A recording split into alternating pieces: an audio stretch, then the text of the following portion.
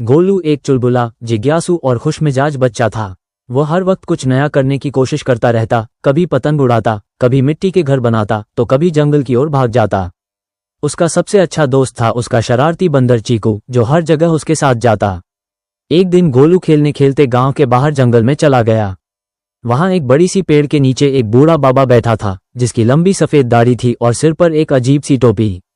गोलू ने पूछा, बाबा आप यहाँ क्या कर रहे हैं? बाबा मुस्कुराए और बोले, मैं इंतजार कर रहा था एक नेक दिल बच्चे का।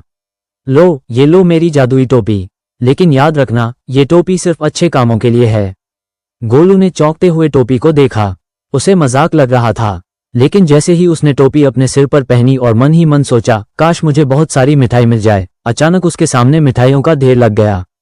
चीकू खुशी से उछल पड़ा। गोलू तो उछल उछल कर नाचने लगा। अब वो समझ गया कि टोपी सच में जादुई है। इधर गांव के आलसी और लालची राजा मोटूमल को जैसे ही टोपी की खबर मिली, वो आग बबूला हो गया। उसने अपने सिपाहियों को आदेश दिया, उस बच्चे से टोपी छीनकर मेरे पास लाओ। अगली सुबह जब गोलू अपने घर के पास बैठा था, सिपाही छिपकर आए और टोपी चुराने की कोशिश करने लगे। लेकिन चीकू ने समय रहते उन्हें देख लिया और अपनी शरारतों से सबको उलझा दिया। गोलू ने फौरन टोपी पहन ली और अदृश्य हो गया। सिपाही कुछ समझ भी नहीं पाए और भाग खड़े हुए। उसी दिन गोलू की मुलाकात हुई रानी चिनकी से, जो राजा की उल्टी सोच से परेशान थी। रानी ने गोलू से कहा, तुम्हारे पास बहुत बड़ी ताकत है, लेकिन सही रास्ते पर चलकर ही ये ताकत दुनिया के लिए भलाई का काम कर सकती है। गोलू को ये बात दिल से छू गई। अब उसने जादुई टोपी से मिठाई मांगना बंद कर दिया।